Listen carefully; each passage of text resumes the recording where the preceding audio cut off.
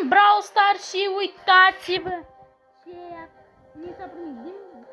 Mi-a venit din prima să joc și am ajuns la așa ceva. Am rămas uimit, dar e ceva interesant. Mie îmi place. Măcar tot se vede. Free box. Avem un free box. Și... No. Ok, noi... Haideți să jucăm solo. Și începem. Eu sper că voi v-ați abonat la canalul meu, ați apăsat pe clopoțel și vreau cu voi să vorbesc o temă foarte sinceră. E că, uitați, eu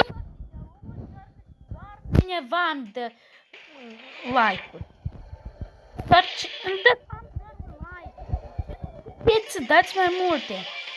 Abonați-vă la canal și apăsați pe clopoțel și apăsați pe butonul de like. E foarte simplu. Iar mine ar fi foarte plăcut, ok? Ne-am înțeles. Iar noi mai departe să jucăm. Astăzi avem așa o rubrică, avem un challenge. Pentru că m-am mai cam plictisit să joc pur și simplu Brawl Stars. Vom juca așa, fără o ultimată. Ne-am înțeles?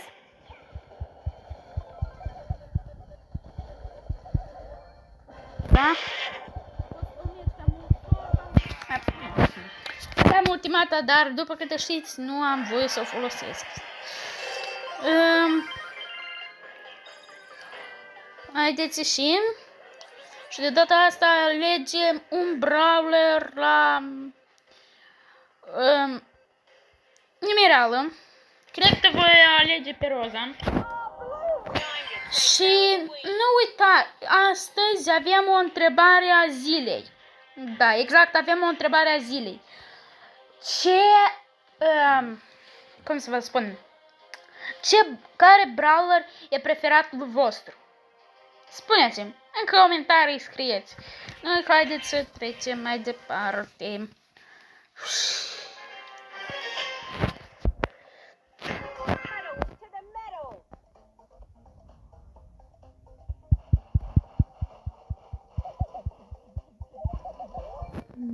Bine. Nu. Lovitura asta nu are drept să o facă. Va fi prea puternică. Damage îmi va da prea mult, așa că am fugit. Deschidem boxurile.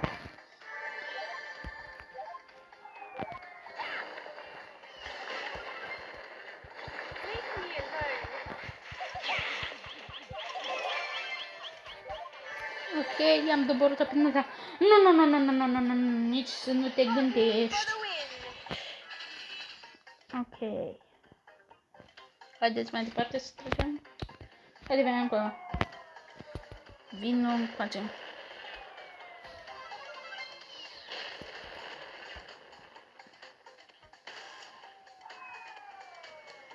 Jackie. Haide, vino.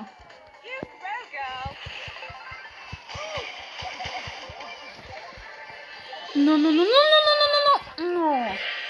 Am fost învins acum pe locul 4. Nu-i rău. Haideți mai departe. De data asta alegem al brawler. Partea rea e că gadgeturile nu se dau. Asta e foarte și foarte rău. Dar totuși trecem mai departe. Îl luăm pe Nani. Și ok. Haideți, intrăm în joc. Sunt gata.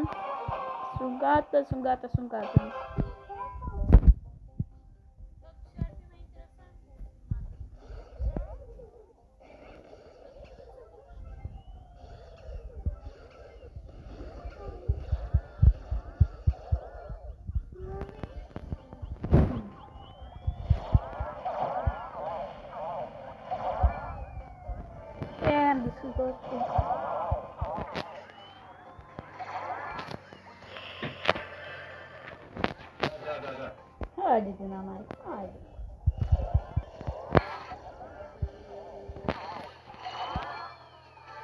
Ok, avem deja 6. Ultima dată o avem. Scuză-mă, nu pot să te folosesc. Toate că aș vrea foarte tare, dar nu pot. Nu pot, nu pot. O clipă.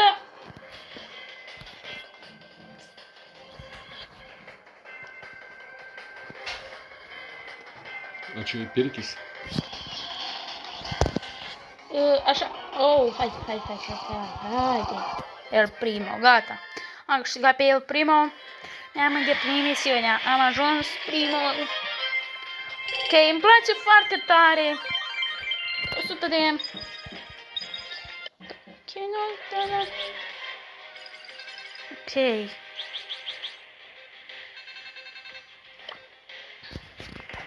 Da, și partea rea din asta e că nu pot să fac... Și... Vedeți? 2500. Broken Bumble. Mega Box.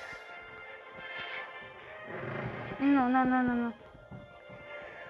Ok, partea ciudată e că mă uit la skin-uri fără să știu ce skin-uri voi vedea. De exemplu, aici e mascot. Aici e El Rudo Primo. Ok. Haide. Horus Bro. Dragon Knight JC. No. Și cine e ultima? Ultimul. Ei, haideți, alegem un brawler na nimereală. Așa, și care e ultimul brawler o să nimerească? Da, haideți totuși că trebuie să jucăm Shelly Bandita. Ok, haideți Shelly Bandita, trecem în joc.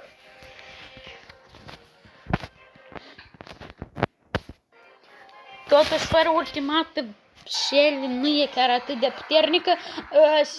Puterea lui Shelly era marcată foarte mult prin ultimată ei, pentru că e foarte puternică. Dar în general și așa e puternică. Ok, hai Bia, Bia. Oh, nu. Nu Bia.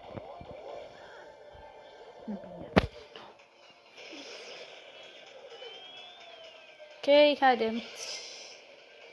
Și că mai departe.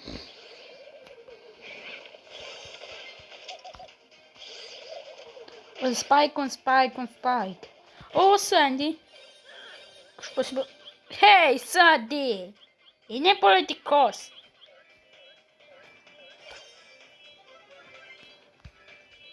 Hai, Sandy, haide. Nu. Ok. Nu chiar atât de rău, nu sunt trofeul. Nimeni nu scăpă. Haideți să alegem alt brawler. Eu îl voi alege pentru ultima dată pe El Primo. Nu, haideți pe Crow. Nu, haideți pe El Primo. Haideți jucăm. De mult n-am jucat pe El Primo. Și apropo, degrabă voi trimite un nou video pe Brawl Stars, exact.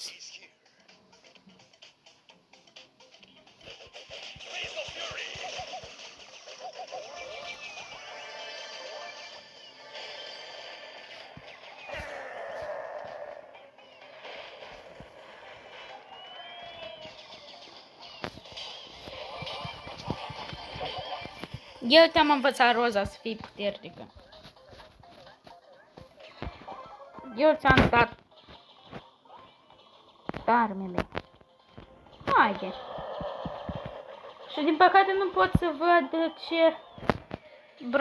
ce brawler am învins. Nu. Păi, eu vă spun revedere! Și nu uitați, puneți like, subscribe și abonați-vă la canalul meu. Pa!